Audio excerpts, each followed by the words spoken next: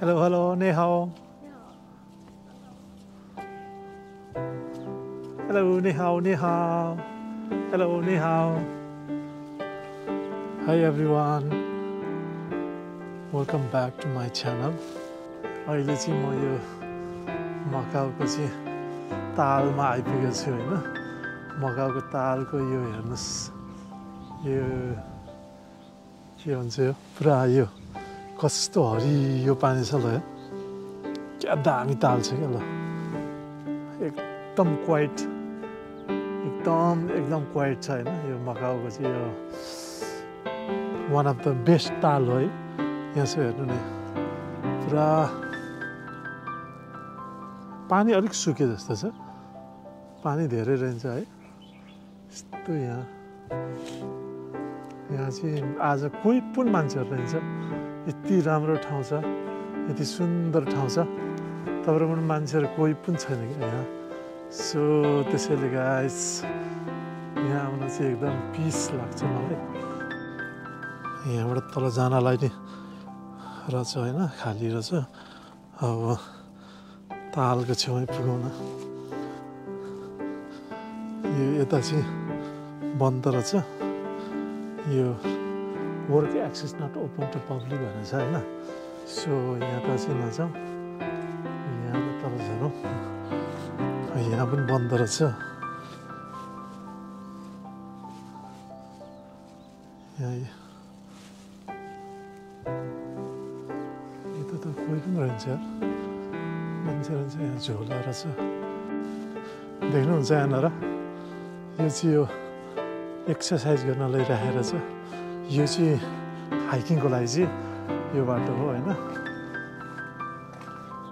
आज चाहिँ म ट्रायल हाइकिङ चाहिँ जाँदिनँ मेरो मुख्य उ भनेको नै यहाँनिर यो मकाउको चाहिँ ताल हेर्नको लागि आएको कस्तो भन्छ भनेर ताल हेर्नको लागि आएको तल अलिअलि पानी परेर आज चाहिँ अलि मौसम त्यति राम्रो त्यति क्लियर मौसम छैन हैन म चाहिँ यहाँबाट ताल हेर्छु अनि ताल हेरेर फर्किन्छु यो चाहिँ पुल हो तपाईको हेतरको यो हावाले हल्ला छ यार तर नेपालको यो पुल त नेपालको लागि त केही पनि हैन हैन नेपालमा त कस्तो कस्तो लामो पुल हुन्छ नि त हो हैन यस्तो झोर्लुङ्गे पुल यो पनि एक किसिमको झोर्लुङ्गे पुल नै हो see so beautiful water can see the very very beautiful water है यहाँ देख्न सक्नुहुन्छ यति राम्रो पानी छ कि यहाँ कस्तो दामी पानी छ क्या यहाँ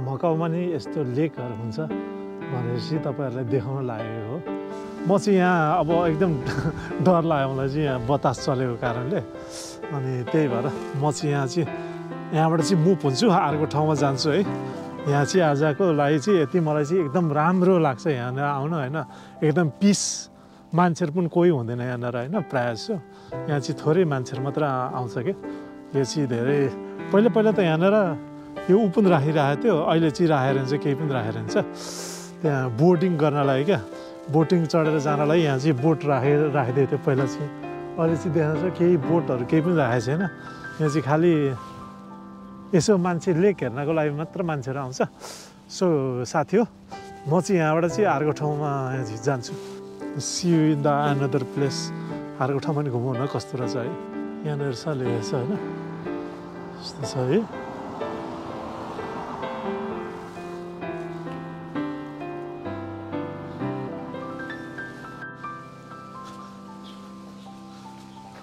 BBQ गर्नलाई चाहिँ यहाँनिर तपाईको एकदम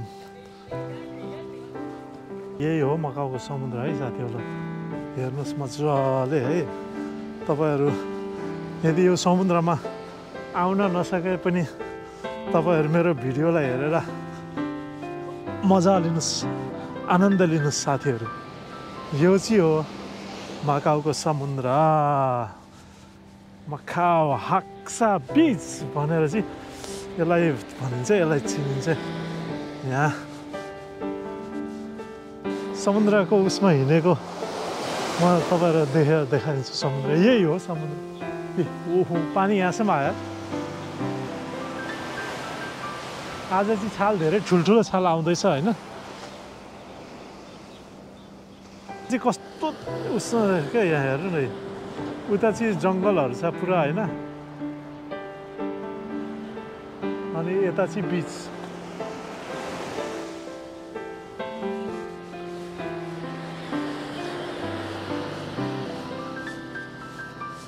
दामी छ नि त साथी हो। आजको मौसम चाहिँ एकदम पानी पर्ला पर्ला जस्तो छ होइन। पानी चाहिँ परिहालेको चाहिँ छैन, पर्न चाहिँ पानी पनि परेछ। हल्का यसो पानी छिटाइरहेछ, सानो पानीहरू परिरहेछ, तर पानी नपरेको जस्तो नि छ क्या। तर यसलाई चाहिँ पानी परेको भन्नुपर्छ, तर त्यस्तो भिजाउने पानी चाहिँ होइन, एकदम नर्मल पानी।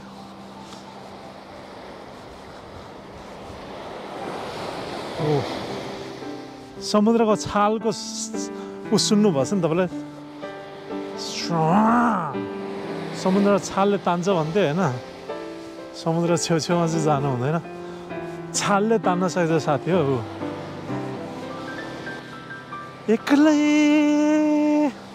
हिँड्छु म, मान्छेहरू कोही पनि छैन क्या आज। किन हो क्या यस्तो, मान्छे कोही छैन एकदम बिचमा एलोन।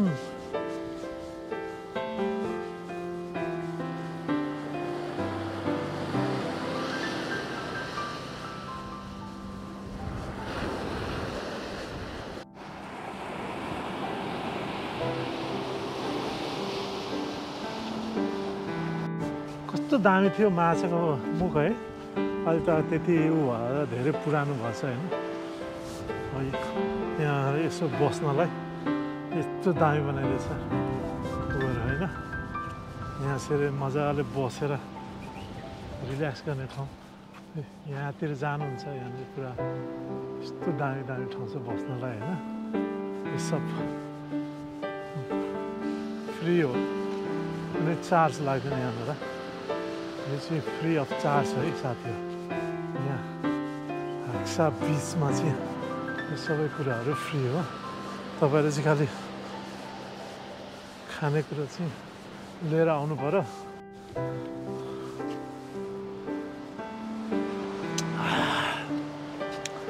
धेरै एनर्जी थकित भयो होइन, त्यही भएर चाहिँ यसो चाइनिज टी पनि खानु पर्यो नि त।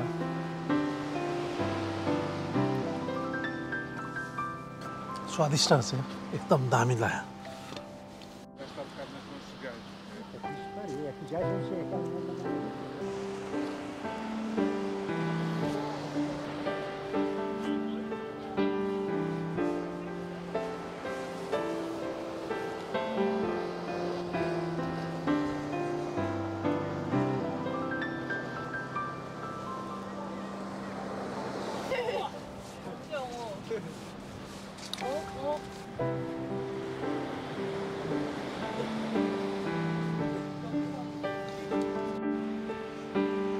आज चाहिँ यहाँ भोलिन्टियरको काम भइरहेको छ। अनि यो स्टुडेन्टहरूसँग चाहिँ यहाँनिर जति पनि फोहोरहरू देख्यो होइन, त्यो फोहोरहरू टिपिरहेछ बच्चाहरूले है। टुर्नामेन्टहरू भयो जस्तो छ है, पुरा कुदिरहेछ। वा ढल्यो भने त पुरा डुब्न चाहिँ क्या हो।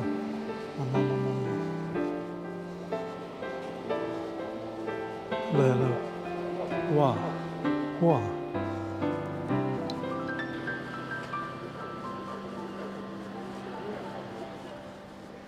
कस्तो दामी रुख क्या ल हेर्नु त।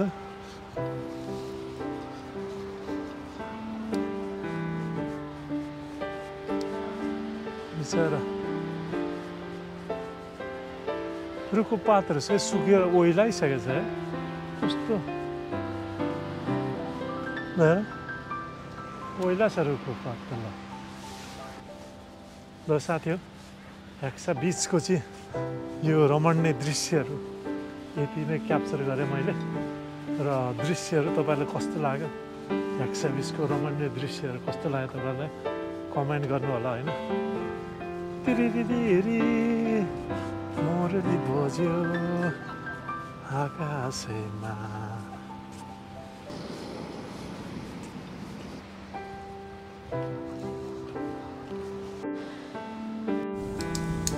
म चाहिँ बसभित्र छिरिसकेँ होइन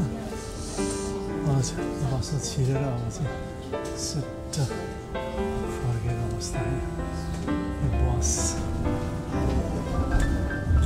3 रुपियाँ तिरेर बसमा छिरेर अब गयो म गाउँतिर लाग्यो साथीहरू अब यस्तै हो मगाउको लाइफ यस्तै छ साथी कहिले सुख कहिले दुःख यहाँ आज चाहिँ पानीबाट जाडो पनि छ होइन त्यही भएर अब जाडोमा अब अलिअलि हुनु पऱ्यो होइन सो साथी यस्तो छ अब चाहिँ म गएँ अब लाग्यो बस See you in the next time.